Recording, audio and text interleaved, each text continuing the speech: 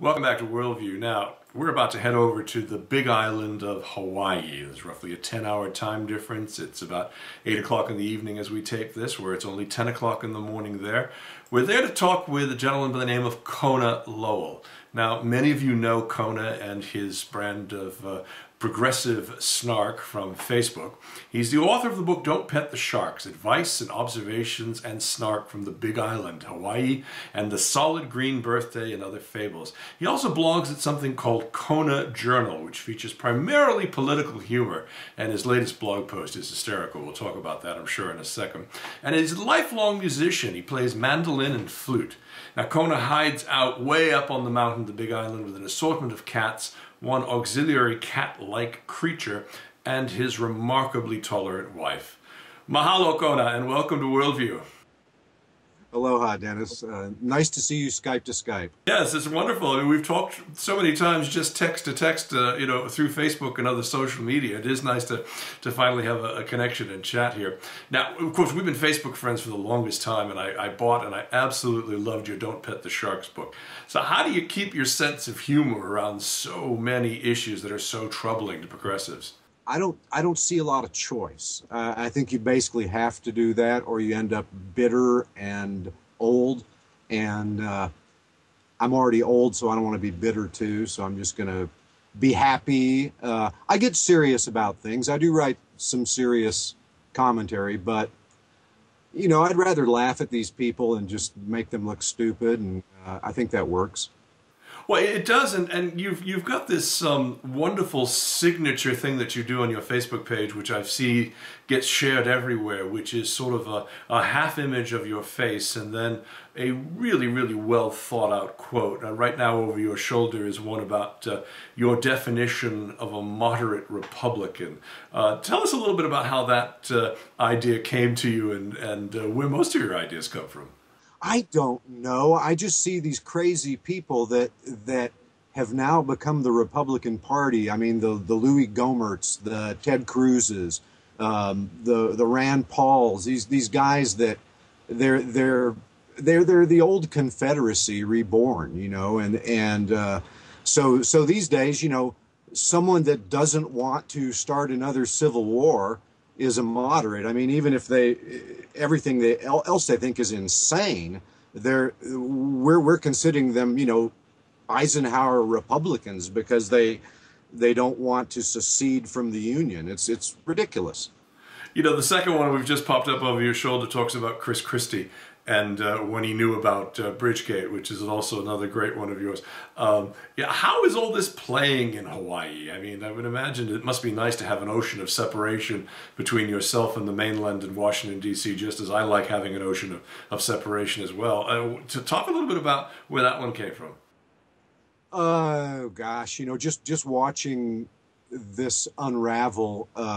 Christie's, I mean, none of what he's saying is believable. I mean, if you can believe that this guy didn't know anything about this for months, that's preposterous. It's just preposterous. And, here in Hawaii, I don't think a whole lot of people really care about what's going on in New Jersey. That's about as far away as we can get and still be in the United States. But, yeah, it's ridiculous. I mean, nobody could believe that. I don't think most Republicans believe that, even though they're saying they do. Yeah, and of course you've got the issue of the whole fall from grace here and the definition of Republican. Yesterday I was looking at your blog at the Kona Journal. Is that konajournal.com? That's right. It's konajournal.blogspot.com. Okay. And you had an interesting point there where you were showing some sympathy for Republicans, and it kind of took me back because there's normally quite a bit of snark, and when I saw that I had to immediately click it and read through it to sort of understand where this sympathy was coming from. Talk us through that post and what that was about. Just seeing the wheels coming off of the whole Republican Party. I mean, the wheels are off. And like I say in the post, it really started with the installation of George Bush, someone that they thought they could basically control. And Bush took over in a period of prosperity and just immediately tanked everything and started two wars, which I think Americans at that point began to go, wait a minute, these guys are supposed to be foreign policy gurus and financial wizards and all this stuff's supposed to work, and they just, turned everything south.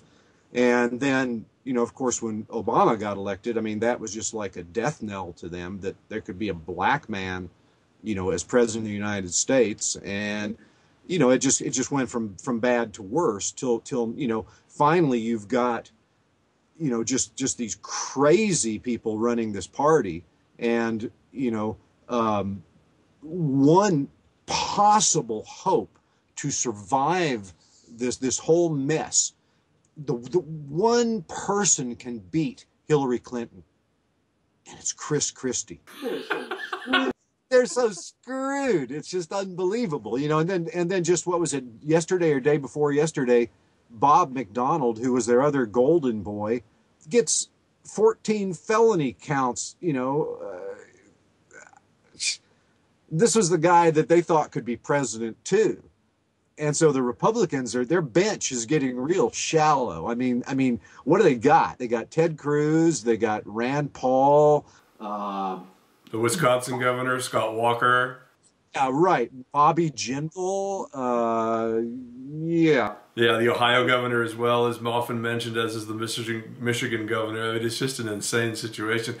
Speaking of of presidents and the presidential race, you do hail from a state now where, obviously, if you don't believe the Kenyan Muslim meme that is out there, President Obama was indeed born there, grew up there, and I think over the Christmas break spent a good 10 days there enjoying the sun and the surf, obviously on another island. But what's it like? How do people in your community or in Hawaii, particularly there on the Big Island, react to the fact that your native son is now the President of the United States, and what do they think of him?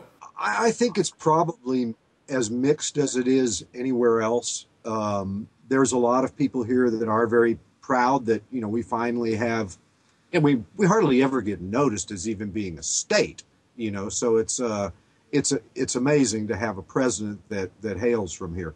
But then there's people that absolutely despise Obama, just as there are every place else. We have our share of rednecks and idiots and people who, can't see their own self-interest ahead of Republican propaganda, and, but we are the bluest state in the country. Indeed, you've elected him twice now, and you do have a very solid reputation from your former senator and Inouye, who passed away, and others for being a very progressive state. Is that reflected also in state values and state government there? I think to a great extent, yes. But we also have really low voter turnout. We have some of the worst voter turnout in the country. A lot of people here simply don't care. And it's a bit worrisome to me, because as we see a greater influx of people from the mainland to Hawaii, many of them are people with more money than the people that live here. And they tend to be like Republicans from Arizona. So it concerns me that we're getting a lot more people in these islands that are Republican. I mean, Linda Lingle was our first Republican governor ever. Now we have a Democrat again in Abercrombie. But it's possible for Republicans to win here if they get enough, and all the local people just sit home and don't vote. Well, you have to also hope that Arizona Governor Jan Brewer decides that that's not going to be the ultimate place she ends up retiring, right? Oh, please, please, please, please. Well, he's Kona Lowell. He's the author of the book Don't Pet the Sharks, Advice, Observations, and Snark from the Big Island, and The Solid Green Birthday. And he also blogs at konajournal.blogspot.com. Kona, thank you for joining us today. Thank you, Dennis. Aloha.